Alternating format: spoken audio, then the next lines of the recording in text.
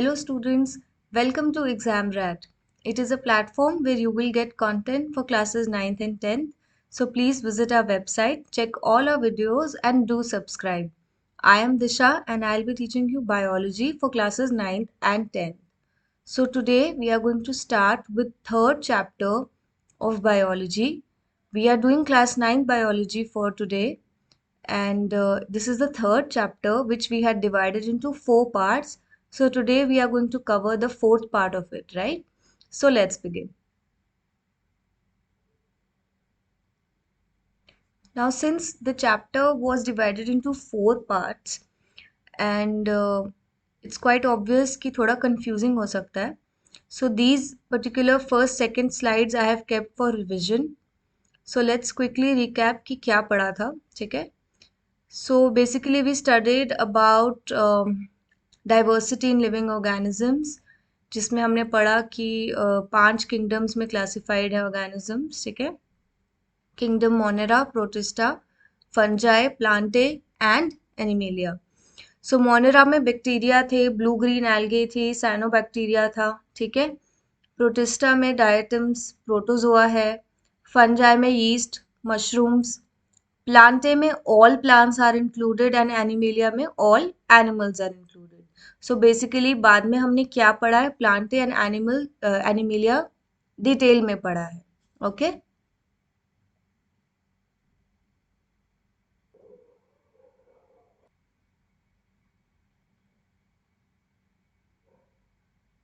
okay. So Plante had 4 level of organization points and वो level of organization के लिए एक story बनाया था हमने, right? It has these types जो हम पढ़ चुके हैं, okay?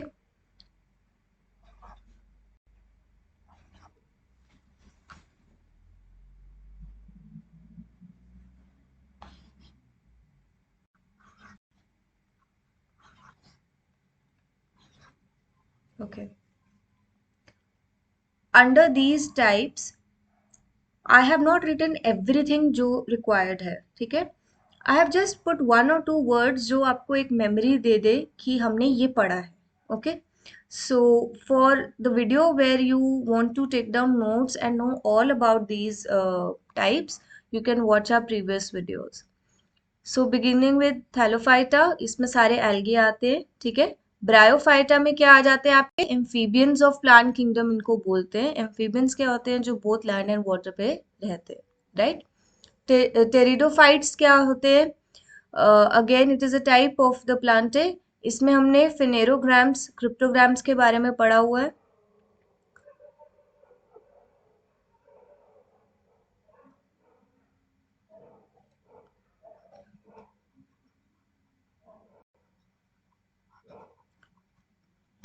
ये किसके अंडर आते हैं, रिप्रोडक्टिव ऑर्गन्स की एक क्लासिफिकेशन है कि किस में reproductive organs, sorry reproductive parts, I am really sorry.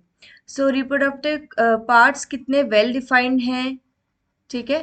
उसके अकॉर्डिंग ये क्लासिफिकेशन.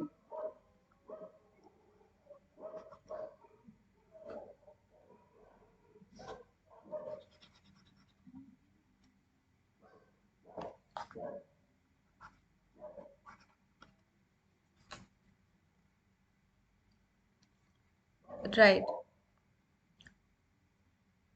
और भी बहुत कुछ पढ़ा है but just for your memory, right? Then seeds के बारे में पढ़ा था. सीड्स नेकेड हैं या इनक्लोज्ड इन अ स्ट्रक्चर है, ठीक है? सो जिसमें नेकेड सीड्स हैं वो जिम्नोस्पर्म्स हैं, जिनमें इनक्लोज्ड इन ओवरी हैं वो क्या है, एंजियोस्पर्म्स है.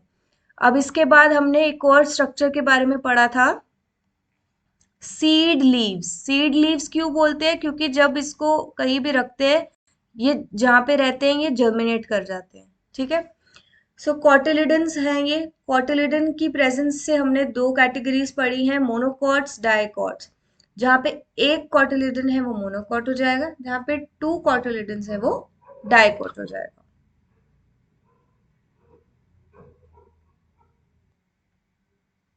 Okay. Then we started with animalia, ठीक है?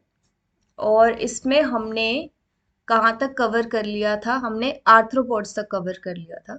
सो today we are going to cover rest of them, ठीक है। But before that just will write down कि क्या क्या इसमें नाम थे, ठीक है। सो पी फॉर पॉरीफेरा था, ठीक है। सी फॉर सिलिंट्रेट्स था, ठीक है।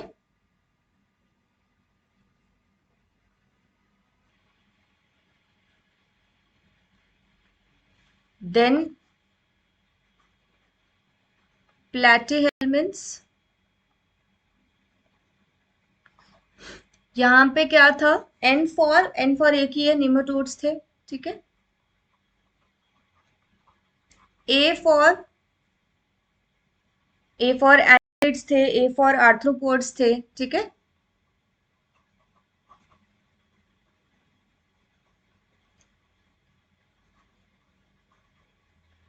सो प्रीवियस लेक्चर हमने यहां तक कर लिया हुआ है, आर्थ्रोपोड्स तक डन था। कहां तक, part 3 of the videos for this chapter, right. So today we are going to study about this and further more, okay. So M से क्या है लिख लेते हैं। M is for mollusc, E is for echinodermata, डर्मैट्स, ठीक है। V is for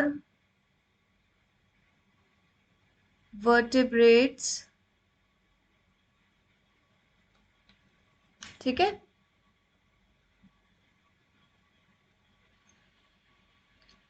और यहाँ पे लास्ट में, सेकंड लास्ट में आपका आ जाता है प्रोटोकॉर्डेट्स, ठीक है। सो ये एनिमल के टाइप्स आ गए, और आगे वर्टिब्रेट्स भी फर्दर 6 पार्ट्स में डिवाइडेड हैं जो हम पढ़ेंगे, ठीक है। So a brief about these structures. Porifera, P for Porifera, P for pores, ऐसे याद किया था हमने, ठीक है। मिनिमल डिफ्रेंसिएशन होती है, और भी बहुत पॉइंट्स है, I am not again studying about all of them यहाँ पे। सिलिंड्रेट्स होते हैं, इनमें कैविटी होती है। सी फॉर कैविटी, सी फॉर सिलिंड्रेट्स, ऐसे याद किया हुआ है, राइट। मोर बॉडी डिफ्रेंसिएशन होती है। दे हैव 2 लेयर्स, ठीक है, आउटसाइड इनसाइड लेयर होती है एक, ओके। देन यू हैव प्लेटिहेल्मिन्थ्स, ठीक है। फार मोर कॉम्प्लेक्स, पिछले वाले जितने 2 स्ट्रक्चर्स पढ़े हमने, फार मोर कॉम्प्लेक्स बॉडी डिजाइन होता है इनका। नो बॉडी कैविटी, ठीक है। बायलेटरली सिमेट्रिकल होते हैं। बायलेटरली सिमेट्रिकल का मतलब होता है कि right and left halves of the body will be similar, मतलब जब हम उसको डिवाइड करते हैं। ट्रिप्लोब्लास्टिक होता है, ट्रिप्लो से आप याद रखेंगे 3 लेयर्स से बना होगा, मतलब टिश्यू फॉर्मेशन होता है, और इसको क्या बोलते हैं, फ्लैट वर्म्स बोलते हैं, ठीक है। So they are also called as flat worms. Then we have nematodes, जिसमें they have tissues but no real organs, ठीक है, रियल आएगा इस पे।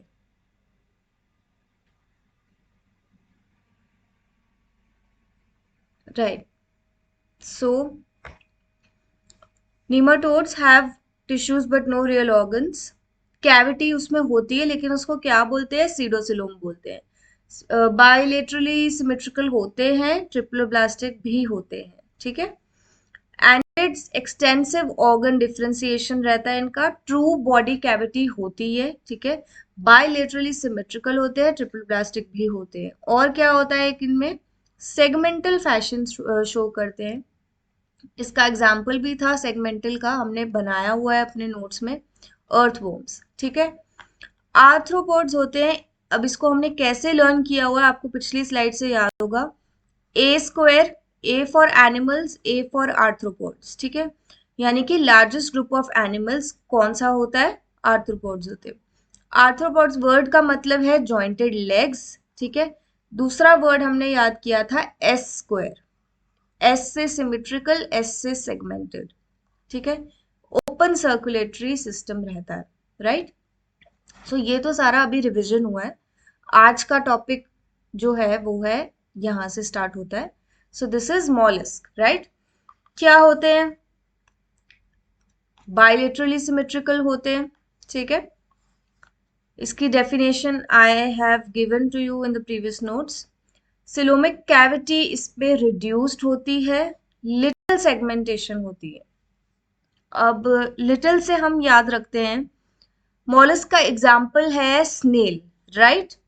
सो अगर मैं छोटा सा स्नेल ड्रॉ कर लेती हूँ यहाँ पे, let's see how it goes.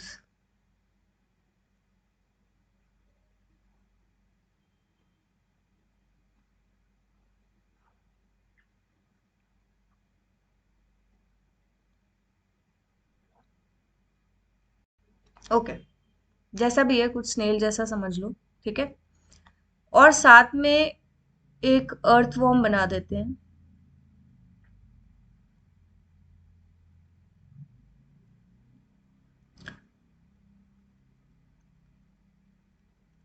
ठीक है।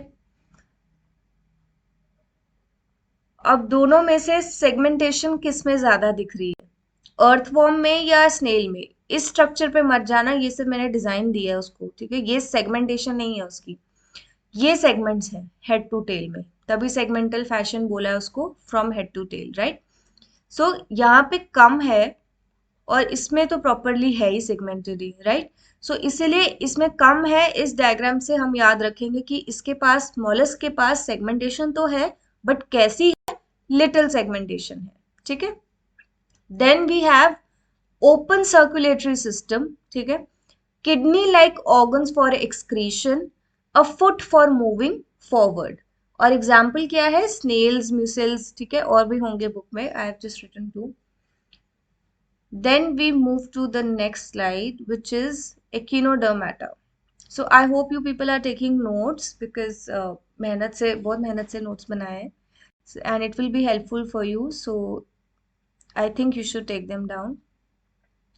Then echinodermata. डर्माटा, डर्मा हो गया यानी कि स्किन, ठीक है। एकिनो का मतलब एकिनो से निकलेगा, which is a hedgehog, okay. So basically these are spiny skinned organisms. They are free living marine animals. अब marine animals हैं तो हम यहाँ से ऐड कर देते हैं। They have a peculiar water driven tube which they use for moving around, ठीक है। By notes you get a format कि कौन सा पॉइंट किसके नीचे लिख सकते हैं, right. So I am just putting up an example here. Let's see कि ये जो पिक्यूलियर वाटर ड्रिवन ट्यूब वाला पार्ट है, ये मैं यहाँ कहीं लिख देती हूँ, ठीक है। So chances of me remembering that point while writing in exam or just learning are much less rather than अगर मैं उसको रिलेट करके लिखूं। जैसे यहाँ पे मैंने मेरीन के नीचे लाइन बना के वाटर ड्रिवन ट्यूब को मेरीन के साथ एक लिंक देने की कोशिश की है, right. So this way there are higher chances कि आप ये पॉइंट और ये पॉइंट याद रखोगे, because they both are interlinked, right. तो अगर ये और ये मैंने याद रख लिया, तो 2 पॉइंट्स तो मैंने सीधा लिख दिए पेपर में, है ना। So this way you will learn more and there will be less chance of forgetting. Okay, coming back. Coelomic cavity, triploblastic 3 coelomic cavity जो है, आपको पता है, सब पढ़ा है, right. Then they have hard calcium carbonate structures, जो कि वो उनको स्केलेटन की तरह यूज करते हैं, ठीक है। Example sea stars and etcetera.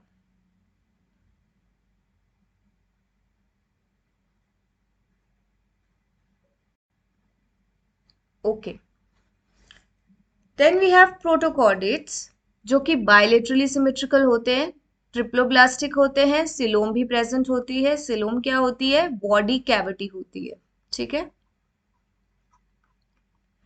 Okay, they show a new feature of body design. So अभी तक बेसिकली जितने स्ट्रक्चर्स हमने पढ़े हैं, हमने मतलब मोर और less we have been reading about the terms जो कि सब में यूज हो रही हैं। कैसी टर्म्स? जैसे बाइलेटरली सिमेट्रिकल है कि नहीं, सिलोम है कि नहीं, ट्रिप्लोब्लास्टिक है कि नहीं, ऑर्गन लेवल क्या है, टिश्यू फॉर्मेशन है कि नहीं, एक्सटेंसिव बॉडी फॉर्मेशन है, सीलिया यूज करते हैं, मूवमेंट कैसे करते हैं, मोड ऑफ न्यूट्रिशन क्या है, एक्सेट्रा।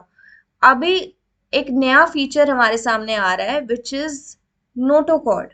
ठीक है, कॉर्ड क्या होता है? एक यू नो एक धागे जैसा स्ट्रक्चर बोल सकते हो, right? So it is a long rod-like support structure that runs along the back of the animal, separating nervous tissue from gut. ठीक है, तो एक डायग्राम बना लेते हैं।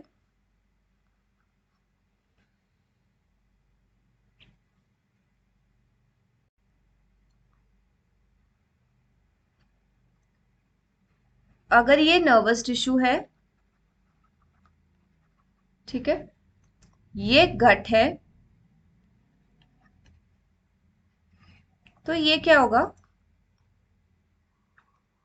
कॉर्ड होगा। ठीक है, सो ये एक ऐसे डायग्रामेटिकल रिप्रेजेंटेशन रख ली है जो याद रखने में आपको हेल्प करेगा। सो नर्वस टिश्यू को सेपरेट कर रहा है गट से कॉर्ड। ठीक है, बाकी है कैसा? Long rod like. ठीक है, और runs along the back of the animal. So ये जो पार्ट है यहाँ पे, ये जो लिखा हुआ है रेड में, this you can say is the definition of it. ठीक है, provides place for muscles to attach for ease of movement, ये इसका फंक्शन हो गया। ठीक है, might not have proper notochord present at all stages in life or for entire length of the animal. अब protochordates में क्या है? नोटोकॉर्ड प्रेजेंट है। ठीक है, नोटोकॉर्ड का क्या फीचर है कि या तो प्रॉपर का मतलब पूरा का पूरा नोटोकॉर्ड हर स्टेज में ऑर्गेनिज्म की प्रेजेंट नहीं होने वाला है। ठीक है, या फिर पूरी इंटायर लेंथ ऑफ एनिमल में प्रेजेंट नहीं होने वाला है। ठीक है,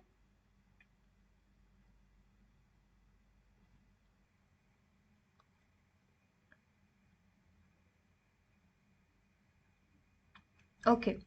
सो एग्जाम्पल है इसका हर्डमेनिया एंड एम्फियोक्सिस। ठीक है, ये थोड़ा लर्न करना पड़ेगा। Okay, then we have vertebrates. Vertebrates तो इसीलिए बोल रहे हैं ना क्योंकि उनके पास कोई वर्टेब्रल कॉलम होगा। ठीक है, सो ट्रू वर्टेब्रल कॉलम होता है इनके पास,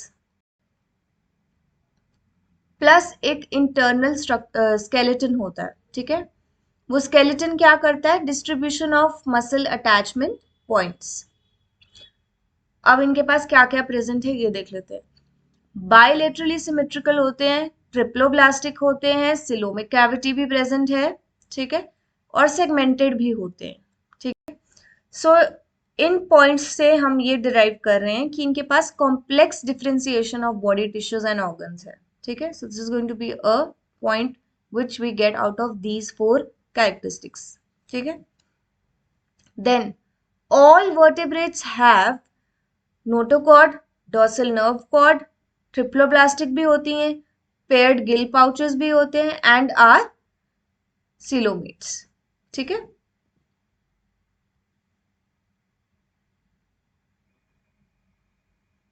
next we come to vertebrates. ठीक है, वर्टेब्रेट्स के हमने पहले ही देख लिया था कि 6 टाइप्स होने वाले हैं। ठीक है, सो 1 is Cyclostomata, 2 is Pisces, 3 is Amphibia, 4 is Reptilia, 5 is Aves and 6 are mammals. Okay, so सबसे पहले से स्टार्ट करते हैं साइक्लोस्टोमाटा से। साइक्लोस्टोमाटा क्या होता है? जॉलेस वर्टिब्रेट्स होती हैं। ठीक है, वर्टिब्रेट्स तो लिखेंगे because we are studying about vertebrates, right? Elongated eel like body होती है, सर्कुलर माउथ होता है, स्लाइमी स्किन होती है और स्केललेस होते हैं। ठीक है, तो अगर आप बुक में साइक्लोस्टोमाटा का स्ट्रक्चर देखोगे तो कुछ ऐसा फिश जैसा स्ट्रक्चर ही है लेकिन माउथ सर्कुलर है। ठीक है, अच्छा 6 पॉइंट यहाँ पे आ जाओ। ये एक्टोपैरासाइट्स होते हैं। अब एक्टोपैरासाइट्स क्या होते हैं? पैरासिटिक टाइप ऐसा है वो जो होस्ट बॉडी से बाहर रहते हैं, ठीक है। यूजुअली पैरासाइट से एक नोशन है कि पैरासाइट मतलब जो होस्ट के अंदर रह के उससे अपना न्यूट्रिशन ले रहा है, बट पैरासाइट भी डिफरेंट टाइप्स के होते हैं, राइट। सो ये एक्टो पैरासाइट है कि पैरासाइट तो है बट बाहर रह के होस्ट के अपना न्यूट्रिशन या अपनी उससे काम ले रहा है, ओके। सो एक्टोपैरासाइट्स और borers of other vertebrates. Example क्या है इसका, मिक्सिन और पेट्रोमाइजोन, ठीक है।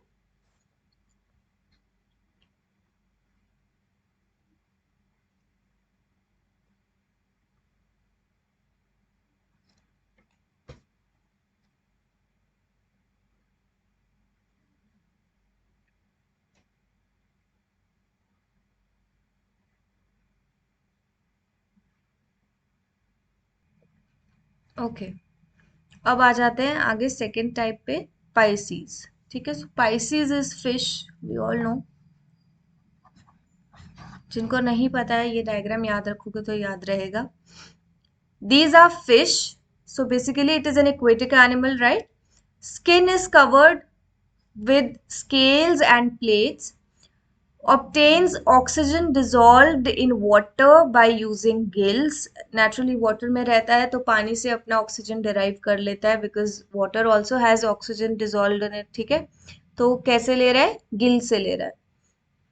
Body is streamlined. स्ट्रीमलाइंड का मतलब है कि बॉडी ऐसा बना है कि वो वाटर के रेजिस्टेंस को, फ्लो को टॉलरेट कर सकता है, मतलब basically it can cut water and make its own way. तो ऐसे जाता है ना, स्ट्रीमलाइन ऐसे पॉइंटेड आगे से ऐसे फेस होता है फिश का। So it is to offer resistance और to make through the resistance of water, ठीक है।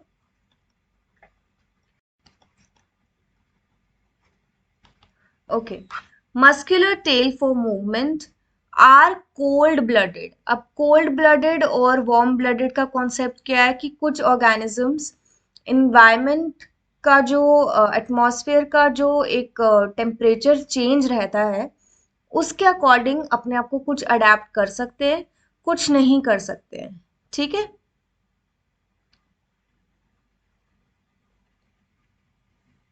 Okay, then we have hearts have only two chambers. So उसका जो हार्ट है फिश का, it will have only two chambers, right. Human beings के heart में कितना होता है, 4 होता है, ठीक है। देन दे ले एग्स, ठीक है।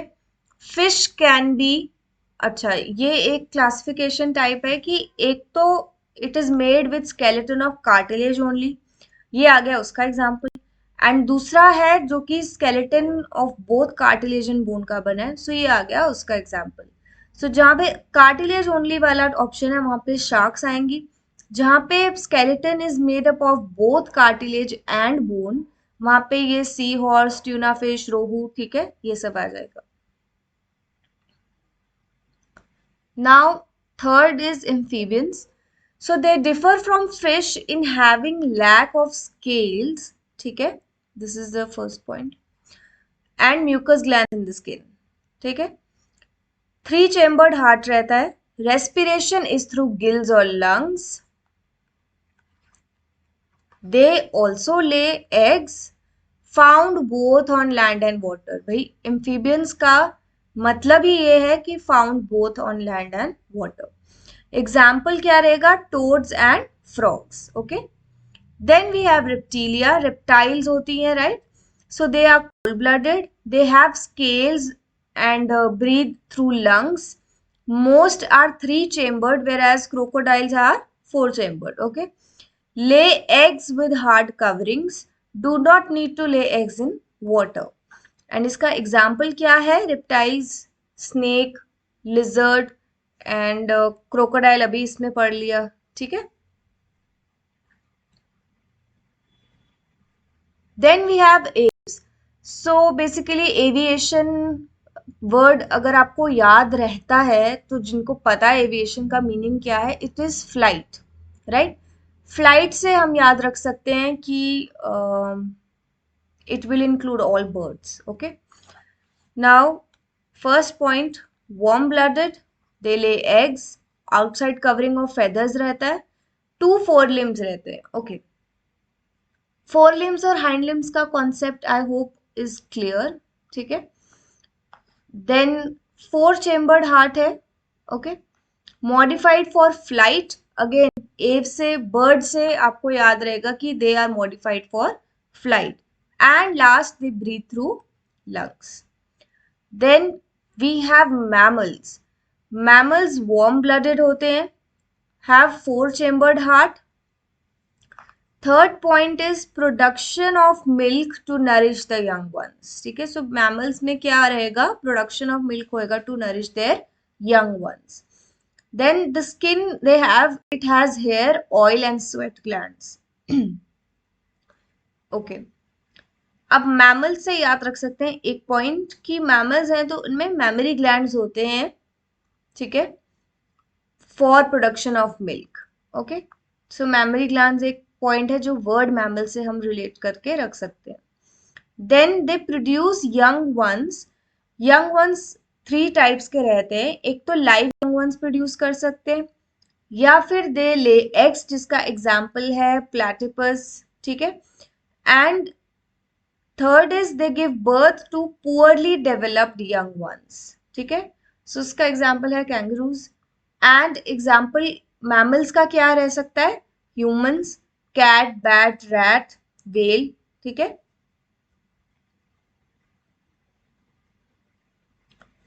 Now this is a flow chart given in your book, so it is quite well explained there also, but we will again do it here ताकि थोड़ा सा रिविजन भी हो जाए. सो एनिमल्स के बारे में पढ़ा. Okay, I divided the screen into 2. सो इधर से स्टार्ट करेंगे आप. ठीक है. एनिमल्स में सेलुलर लेवल ऑर्गेनाइजेशन हो सकता है, टिश्यू लेवल ऑर्गेनाइजेशन हो सकता है. ठीक है. सेलुलर लेवल वालों को बोलते हैं पॉरीफेरा. ठीक है. टिश्यू लेवल में क्या हो सकता है, सिलोम की प्रेजेंस, बॉडी कैविटी की प्रेजेंस. तो बेसिकली नो बॉडी कैविटी है एक टाइप, स्यूडोसिलोम है और ट्रू सिलोम है. ठीक है. नो वाले में आपके लिए आ जाएगा कि no body cavity between epidermis and gastrodermis. So इसमें एग्जांपल क्या रहने वाले हैं, सिलिंट्रेट्स, प्लैटीहेल्मिन्थ्स. स्यूडोसिलोम में निमेटोड्स आ जाएंगे. ठीक है. अब जिनमें सिलोम प्रेजेंट है उनको क्या बोलते हैं, सीलोमेट्स बोलते हैं. राइट. सो सीलोमेट्स में भी 2 टाइप्स आ जाएंगे कि एक तो mesodermal cells from a single cell during growth of embryo. ठीक है. या फिर coelom is formed from pouches pinched off from ectoderm. So basically ये क्या बता रहे हैं कि सिलोम किस चीज से बन रहा है, उसमें हमने 2 कैटेगरीज दे दी है. जो पहला वाला है उसमें एनालिड्स, मोलस्क एंड आर्थ्रोपॉड्स आ जाएंगे. जो दूसरे है जिसमें वो एक्टोडर्म से पिंच ऑफ होने से बन रही है, उसमें 2 टाइप्स आ जाएंगी कि नोटोकॉर्ड और नोटोकॉर्ड प्रेजेंट. नोटोकॉर्ड अभी अभी रिसेंटली पढ़ा है. राइट. सो नो नोटोकॉर्ड वाले तो एकिनोडर्मेटा हो गया. नोटोकॉर्ड वाले कॉर्डेट्स होंगे. ठीक है, जिनमें कॉर्डेट्स आ गया मतलब उनमें नोटोकॉर्ड प्रेजेंट है. ठीक है. This is the continuation of the flow chart only, so I'm writing here 3. ठीक है. कॉर्डेट्स में अब क्या आ जाता है, notochord present in at least larval forms but rudimentary. ठीक है. और notochord replace by vertebral column in adults. So इसमें भी कुछ नाम होंगे, एग्जांपल्स होंगे. सो जिनमें वो लार्वल फॉर्म्स में प्रेजेंट है बट रूडिमेंट्री है तो वो होंगे प्रोटोकॉर्डेट्स. और जिनमें वर्टेब्रल कॉलम प्रेजेंट है, वर्टेब्रल से तो हमेशा याद रख सकते हैं वर्टेब्रेट्स. ठीक है. अब वर्टेब्रेट्स के हमने 6 टाइप्स पढ़े. So there is Cyclostomata, there is Pisces, there is Amphibia, reptiles, Aves and mammals. इनके बारे में हमने अभी अभी पढ़ा है. Right.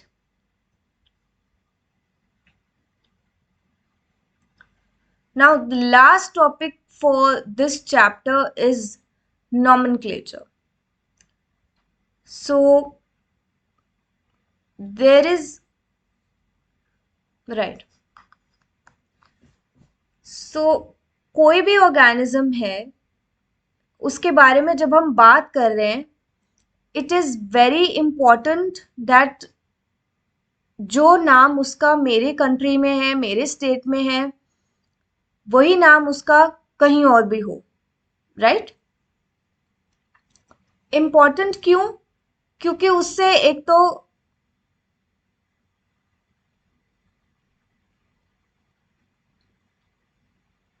Okay,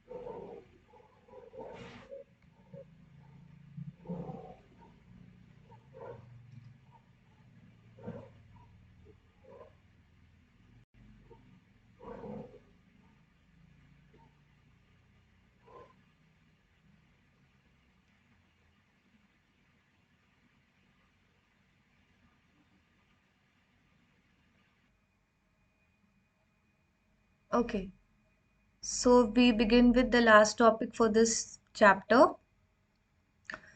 that is nomenclature. ठीक है? अब नॉमेनक्लेचर का सिंपल मतलब लेमैन वर्ड में अगर मैं आपको बताऊं, नॉमेनक्लेचर का मतलब ऐसा है कि किसी चीज को हम ऐसा नाम दे दें जिससे वो वर्ल्ड वाइड जानी जाए, ठीक है, और कोई कंफ्यूजन भी ना हो। फॉर एग्जाम्पल, ग्रीन कलर और black colour, the name green is same everywhere. Green से हमें वो ग्रीन कलर ही याद आएगा, एंड इट इज समथिंग जो पूरी दुनिया फॉलो कर रही है, राइट? तो ऐसा नहीं है कि आपकी स्टेट में, आपकी कंट्री में पिंक कलर को ग्रीन कलर बोलते हैं और बाकी कहीं और पे कोई और कलर को ग्रीन बोलते हैं। Green is same everywhere, right? Similarly कुछ केमिकल सिंबल्स होते हैं, जैसे कि यू नो कैल्शियम हो गया, फॉस्फोरस हो गया, and there are so many chemical names, right? So ये सब सेम है, ओके?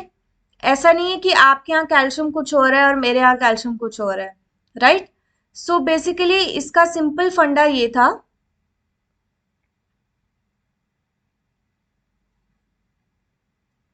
इसका सिंपल फंडा ये था कि कंफ्यूजन ना रहे और सेम नेम्स यूज होने चाहिए एवरीवेयर थ्रू आउट, ताकि एक ईज रहे when we are talking about the same organism, right? So जैसे कि अगर मैं कैट की बात कर रही हूँ, सो इंडिया में कैट कुछ और है और बाहर कुछ और है, so that will create confusion when studying about various species, right? इसके लिए हमने एक साइंटिफिक नेम का रखा, एक कॉन्सेप्ट विच डिनोट्स की ऑर्गेनिज्म सेम रहेगा थ्रू आउट, ओके? इसका एग्जाम्पल भी अभी दिया, जैसे कि केमिकल नेम्स होते हैं, सिंबल्स होते हैं, कलर्स होते हैं, है ना? So this is about nomenclature. So the idea was scientific name unique name रहेगा और it can be use to identified anywhere in the world. Again anywhere का मतलब ये है, जैसे कि कलर का अभी एग्जाम्पल दिया आपको, तो अगर मैं ब्लैक कलर बोलूं तो अगर किसी और कंट्री में चली जाऊं, वहां पे ब्लैक कलर व्हाइट कलर को नहीं बोलेंगे, black is black, right? So this system was introduced by Carolus Linnaeus in 18th century. Binomial nomenclature has a generic name and a specific name. Okay.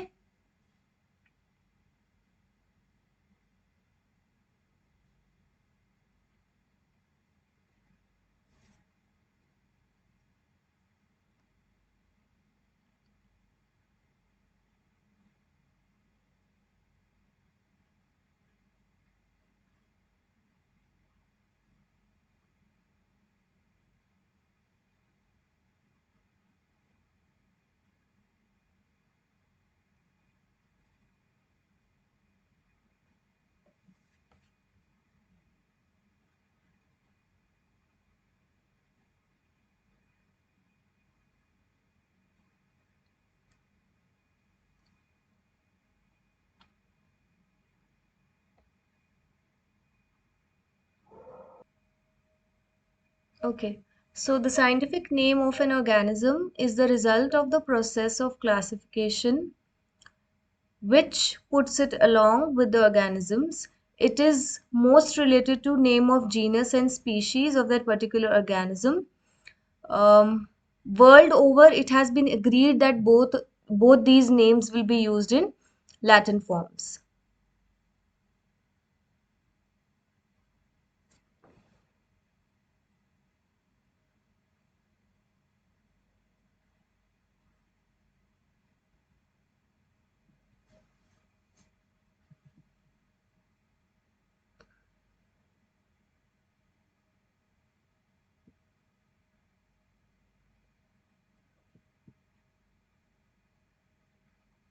Okay. So it is about the scientific name. एक आपका generic name रहता है, एक आपका genus रहता है, I mean, and एक species रहता है. सो ऑल ओवर वर्ल्ड इस नाम पे everyone has agreed upon, then that word is used for a certain species. So there are certain rules for writing the scientific names. Number one is the genus name begins with a capital letter. Number two is the name of the species begins with a small letter. जब हम इनको print करते हैं तो italics में print करते हैं, और जब हम इनको राइट करते हैं बाय हैंड तो जीनस नेम और स्पीशीज नेम दोनों को अलग अलग सेपरेटली, आई मीन, अंडरलाइन करते हैं. ठीक है. So that is all about nomenclature. Nothing much. इतना ही है कि एक कॉमन नाम दे दिया है ताकि उसका रिकग्निशन ईजी हो जाए. For example, there are different colours. तो पिंक कलर जो आपके लिए पिंक है वही हमारे स्टेट में, हमारी कंट्री में पिंक होना चाहिए, राइट? ताकि ईज ऑफ रिकग्निशन उससे ईजी हो जाएगा. So that's all for this lecture. So if you have any comment, you can, sorry, if you have any doubt, you can tell us. And thank you for watching.